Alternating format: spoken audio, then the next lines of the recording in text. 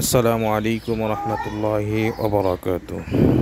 ফারুকিস agro limited থেকে আজকে অত্যন্ত গুরুত্বপূর্ণ একটি প্রতিবেদন নিয়ে আপনাদের সামনে হাজির হয়েছি। তো আজকের এই প্রতিবেদনে আমি আপনাদের সামনে উল্লেখ করতে চাচ্ছি যে আমরা যারা ছাগল লালন পালন করতেছি, আমাদের ছাগল লালন পালন করার ক্ষেত্রে আমরা যে সমস্ত ছাগল আমাদের প্রথমবার বাচ্চা দিবে অথবা দ্বিতীয়বার বাচ্চা দিবে, এখন প্রথমবার যারা বাচ্চা দিবে অর্থাৎ প্রথমবার গাভীন হয়েছে, এই গাভীনটা আমি শতভাগ 100% নিশ্চিত কিভাবে হব সে বিষয়ে আমি কিঞ্চিত ধারণা দেওয়ার চেষ্টা করব। প্রথমত, আপনার ছাগলের যখন 2 মাস বয়স হবে প্রেগনেন্সির, এই 2 মাসের মধ্যে আপনি কোনো কিছু অনুভব করতে পারবেন না, কিন্তু তার মুখের রুচি বাড়বে। এছাড়া আপনি তেমন একটা কিছু থেকে বুঝতে পারবেন না। এখন আপনার এই ছাগলটা যখন 3 মাস এর মধ্যে গিয়ে পড়বে, তখন আপনি পরিপূর্ণ অনুভব বা অনুধাবন করতে পারবেন যে আপনার ছাগলটা গাভীন হয়েছে। কারণ তখন কিছু বেসিক পরিবর্তন ছাগলের মধ্যে আসবে, যেমন তার উলান নামবে, তার পেটের ডান দিক, এই ডান দিকে যদি আপনি হাত রাখেন তখন দেখতে পারবেন যে বাচ্চার নড়াচড়ার একটা অবস্থা আপনি উপলব্ধি করতে পারবেন, এবং তার এই যে লেজের উপরের যে অংশ এটা ঢিলে হয়ে যাবে। আপনি আঙ্গুল দিয়ে ধরতে গেলে দেখবেন একেবারে গর্ত হয়ে গিয়েছে।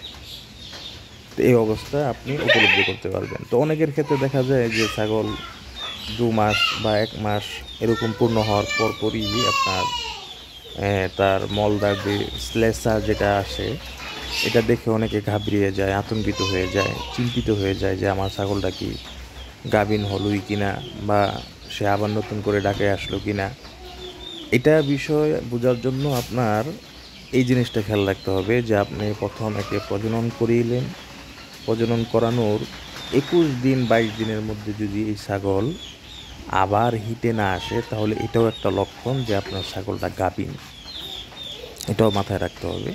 তো অনেকের ক্ষেত্রে দেখা যায় যে, কারণ আমার এই যে এই ছাগলটা দেখতেছেন, এই ছাগলটাকে আমি এই পর্যন্ত 2বার প্রজনন করিয়েছি।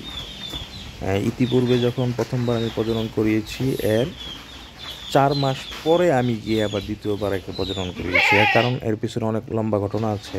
কারণ এই ছাগলটা আমি বাগিয়ে দিয়েছিলাম একজনের কাছে। তারা এই ছাগলটাকে আমার দেখা গেছে চকের মধ্যে বেঁধে রাখতো, সেখানে খাওয়াইতো রোদে গরমে। দেখা গেছে সে ওই সময় হিটটা রাখতে পারে নাই। তো তার পরবর্তীতে সে কিন্তু আবার বিভিন্নভাবে হিটে এসেছিল, কিন্তু যাদের কাছে আমার এই ছাগল বাগিয়ে দেওয়া ছিল তারা এটা বুঝতে পারে নাই, উপলব্ধি করতে পারে নাই। অনেক সময় এটার আবার সাইলেন্ট হিটও বলে, যে আওয়াজবিহীন হিট, এটাও এসেছিল, কিন্তু তারা এটা ধরতে পারে নাই।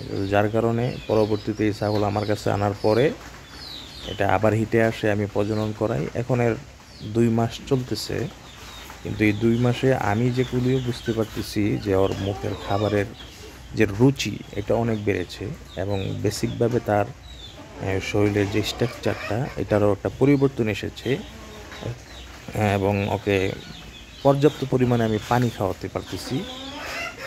তো একটা জিনিস এখানে লক্ষণীয়, সেটা হলো ছাগলকে আপনি বেশি বেশি পানি খাওয়ানোর চেষ্টা করবেন, কারণ আপনি ঘাস আর ওই দানাদার খাবার দিয়ে কোনো দিনও ছাগলের বা গরু এগুলো আপনি পেট ভরাতে পারবেন না।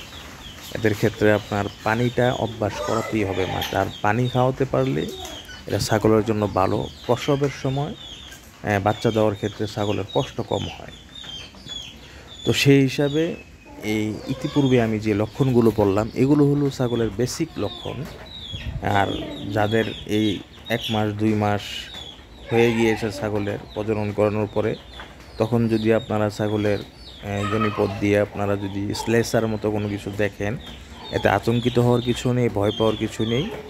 আপনি নির্দ্বিধায় আপনার ছাগলকে আপনি লালন পালন করতে থাকুন। ইনশাল্লাহ আপনার ছাগল গাভীন, সে তার সময় অনুযায়ী এই 6 মাস অনুযায়ী তখন সে ইনশাল্লাহ বাচ্চা দিবে। তো আশা করি আজকের এই আলোচনা থেকে কিঞ্চিত পরিমাণ যে ধারণাগুলো দেওয়ার চেষ্টা করেছি, এখান থেকে আপনারা উপলব্ধি করতে পেরেছেন। তো সকলে সুস্থ থাকুন, ভালো থাকুন, সামনে ইনশাআল্লাহ আবারও নতুন কোনো প্রতিবেদন নিয়ে আপনাদের সামনে হাজির হব। আসসালামু আলাইকুম রহমতুল্লাহি ওবরাকাতুহু।